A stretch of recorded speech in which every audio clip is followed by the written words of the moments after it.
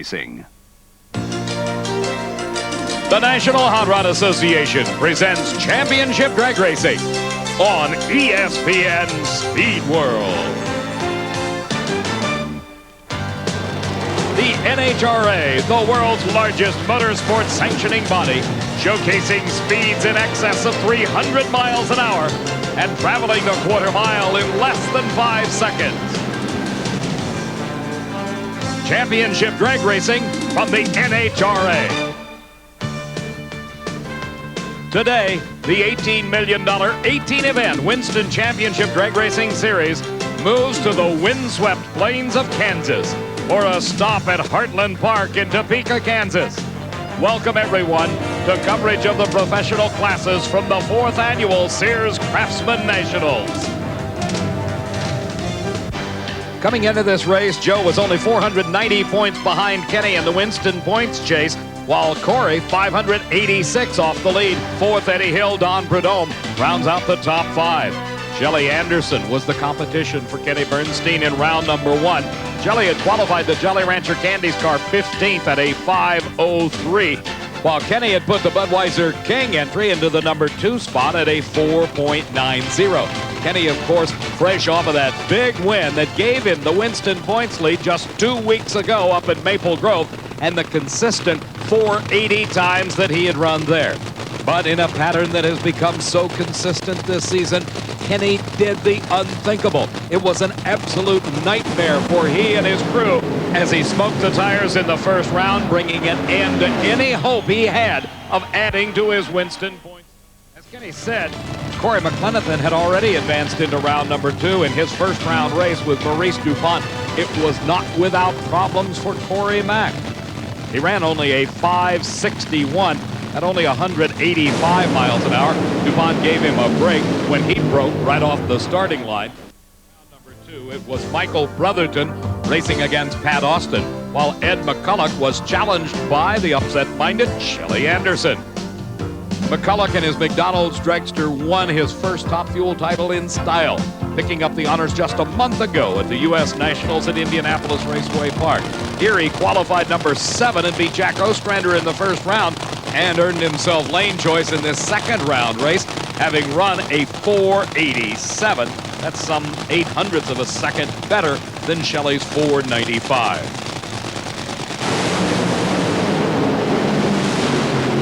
It was the advantage off the starting line to McCulloch and the performance advantage as well. 495 to a losing 5 flat for Anderson. Also in this second round of competition, the defending Top Fuel champion at Topeka, Pat Austin in the Castrol dragster, had a chance to make up for some earlier season failures to get very far in competition. Here in this round number 2 race, he was up against the Coors Light entry owned by Darrell Gwynn and driven by Michael Brotherton. Both drivers had taken out some formidable competition in the first round. Austin defeated Eddie Hill with a 5:07, while Brotherton ran 4:89, beating Don Prudhomme. That earned him the lane choice here in round number 2. While Austin's performances may have fallen off in the middle of the season, his driving skills certainly had not suffered, and that was proven once again as he got the advantage off the starting line. Brotherton, using up a good bit of his lane, watched Austin cross the finish line first. A 495 at only 280 miles an hour. Not the kind of performance the Austin family was hoping for. But it kept pace with Ed McCulloch, because McCulloch has the lane choice in the semifinals by only 1,000th of a second. The other side of the ladder, it is the battle between the 2 teammates, Joe Amato and Doug Herbert, with Joe holding the choice of lanes there and an opportunity to pick up more points in the Winston chase. Ed McCulloch at the wheel of the McDonald's dragster, getting himself set for this semifinal round race in Top Fuel Eliminator at the Sears Craftsman Nationals at Heartland Park, Topeka. His competition, Pat Austin. That's Pat's brother, Mike, the crew chief on this car, directing him into position with a clenched fist, says, go get him. In the previous round, these 2 cars ran within 1,000th of a second of each other. On paper, it's a toss-up. You pick them. That 1,000th of a second advantage went to McCulloch. He earned the lane choice with that and selected the far side of the track. Austin up in smoke instantly. as McCulloch streaks down the quarter mile to a 4.90 second elapsed time. His speed over 295 miles an hour. That moves him to the final round, where he has a shot at his second Top Fuel title of the season. Our replay shows us once again the talents of Pat Austin. He got a huge advantage off the starting line with a great reaction time, but it was all for naught as the tires broke traction. That slowed his entry and allowed McCulloch to streak across the finish line and take the win. This is Jim Brissett. He is the crew chief not only on Doug Herbert's Hugger Sportswear car, but Joe Amato's Team Valvoline entry as well. The question is here, what's going to happen with these two teammates? Will it be a heads-up race? Amato has got the lane choice based on his great elapsed time in round number 2, a 4:88. Herbert himself slowed to a 5:18. Sizable difference on paper. Picked it up that Amato is definitely going to win this match. Amato is the last to stage. At the green light, Amato leaves. He's long gone. Herbert's sitting there. And now here comes Herbert. With a 4-second reaction time, Herbert trailing Amato across the finish line. 4:92 for Amato at 2:91. A 5:07 at 2:85 for Doug Herbert. If it had been a heads-up race, Amato would have won it based on the performances. Watch in replay. Look at Herbert just sit there as Amato streaked down the racetrack. And with that, took over the points lead in the Winston chase from Kenny Bernstein. The finals find Ed McCulloch against Amato, the ace, picking the lane by only 22 thousandths of a second. Coming into Topeka, Scott Jeffreyon is truly the only driver with a chance to catch WJ, and that is almost purely mathematical. Jerry Eckman third, Don Beverly and Larry Morgan fourth and fifth, respectively. In the second round of competition, Jeffreyon and his Dodge was up against Mark Powick and his Oldsmobile, while Eckman's Pontiac squared off against Beverly's Oldsmobile. Jerry in the Pennzoil Pontiac, the points leader throughout the first half of the season, had qualified fourth at a 7:24, defeated Mark Osborne in the first round. Don Beverly had qualified fifth at a 7:24 and beat Frank Iaconio in his first round confrontation. Eckman was coming off of that final round appearance up at the Keystone Nationals, where he lost by virtue of a red light to Warren Johnson. That may have been on his mind here in round number 2, as he was late to Don Beverly. Don, enjoying one of his best seasons ever in drag racing, pulled out a close victory. The whole shot did it. Scott Jeffreyon had the lane choice in his second round race against Mark Powick. He had run 7:19 in qualifying to be number 1 and beat Vince Curry in the first round. Meantime, Powick had qualified 8th at a 7:26 and beat Alban Gauthier's Pontiac in the first round. By a 1/10 of a second, Jeffreyon had the better performance in round number 1. That put Powick here in the lane nearest the camera. And as you heard Don Beverly refer to the bump, that is at about half track, and most of the pro stock racers want to avoid that lane if possible. Jeffreyon with another great time, 7.20 at 190 miles an hour, and with that win in round number 2, he prevented Warren Johnson from taking the title here. In his second round race, WJ squared off against Bruce Allen, while Larry Morgan was challenged by Jim Yates. At the wheel of his Dynamax Pontiac, Yates qualified 11th at a 7:29, then pulled off a big upset in round number 1, defeating Bob Glidden. Larry Morgan, meantime, had qualified 3rd at a 7:22, beat Lewis Warden in the first round, and in the process earned lane choice here with a 7:22 compared to Yates' 7:29. Morgan, more often than not, has had problems getting a hold of the racetrack. When he does, he is most competitive. Here in the second round, he got it to stick and won. Bruce Allen in the Super Shop Chevy Lumina was faced with the unenviable challenge of running against the Winston points leader in this second round race. Warren Johnson had qualified number 2 at a 7:22 and beat Joe Lapone Jr. in the first round. Allen, for his part, had qualified with a 7:26 and defeated Ricky Smith in his first round race. Johnson had low ET of eliminations in that round 1 victory at a 7.20. Question was, could he continue to maintain those kind of times? He was late off the starting line, but the advantage in power was his. earns him the lane choice to face Larry Morgan in the semifinals. The other side of the ladder finds the Dodge with Scott Jeffrey on, going off against the Don Beverly Oldsmobile. That car actually owned by Warren Johnson Racing, and Scott's got the lane choice in that battle. In the Top Fuel pit area, doesn't matter if it's your birthday weekend, you still have to work. Jerry Amato checking the fuel mixture for her husband Joe's Team Valvoline car. He is in the Top Fuel finals, trying to add to his points lead. He squares off a little bit later against Ed McCulloch. But next, Don Beverly and his Oldsmobile challenges the flying Dodge of Scott Jeffrey on in the Pro Stock Final Four. A Pro Stock Eliminator has Scott Jeffrey on in search of his first ever national event victory, squares off against Don Beverly at the wheel of the Sunny Hill Oldsmobile Cutlass.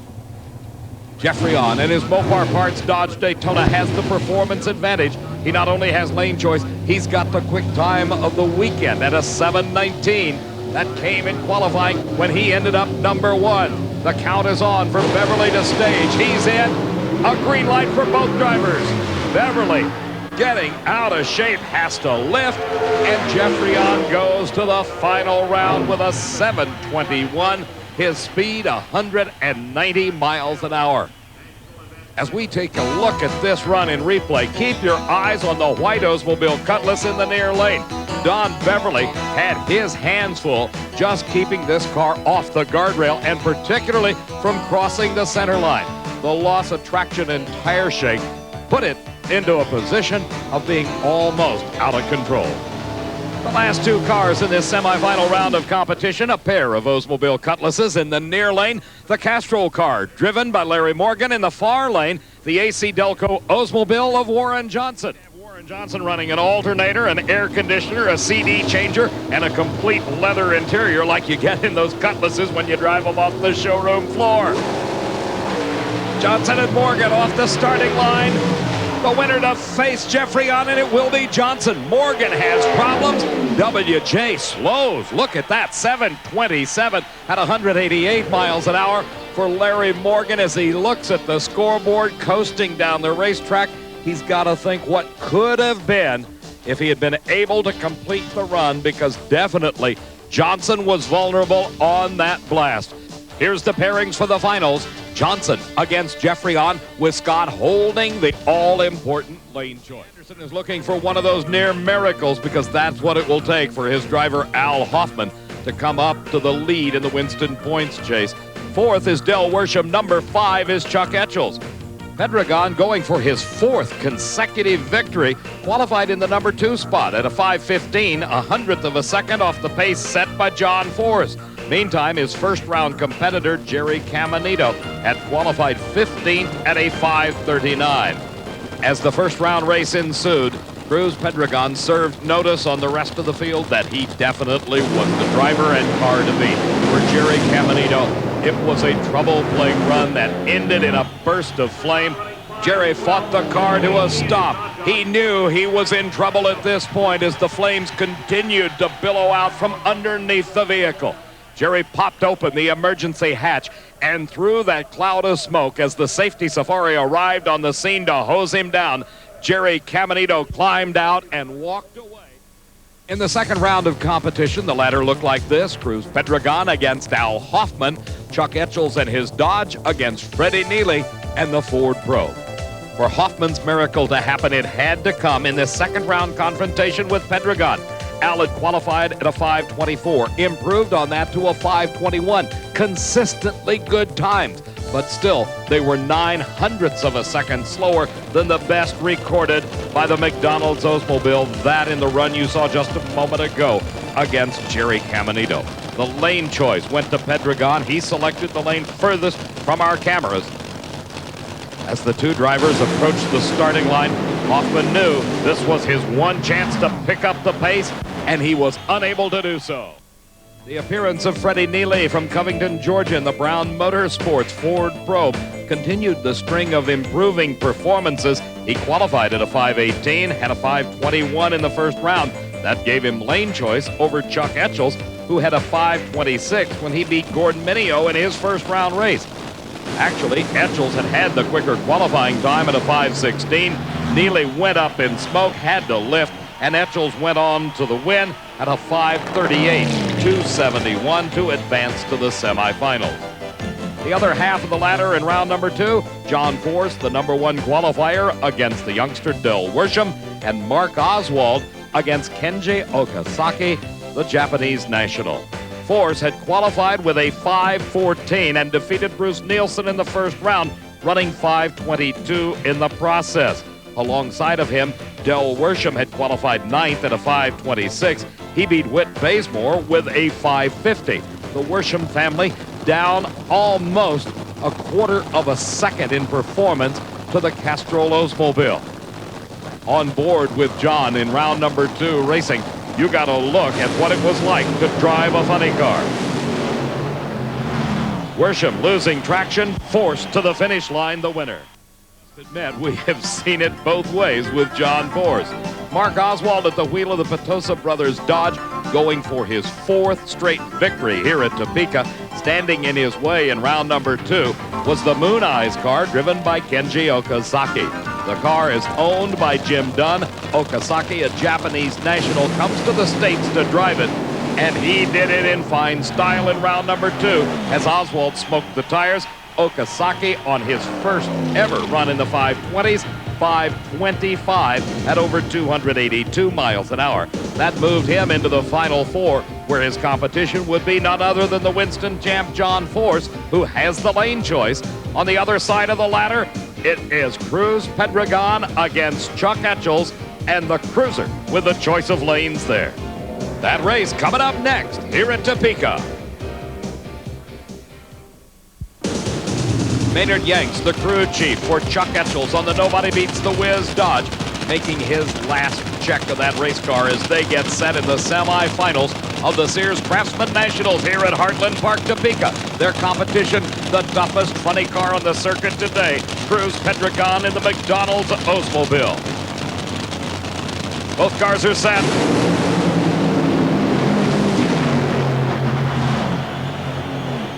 Pedregon wins the race at a 5:25. Identical elapsed times, but look at the speed. Only 250 miles an hour for Pedregon. Let's watch again in replay. He got 25 thousandths of a second advantage at the starting line. That was enough to nose him ahead of Chuck ETCHELLS in the Dodge. But as they neared the finish line, watch closely. Something goes wrong on Pedregon's car, and he just barely pulls this one out as ETCHELLS was closing fast at the finish line. Cruz, the winner.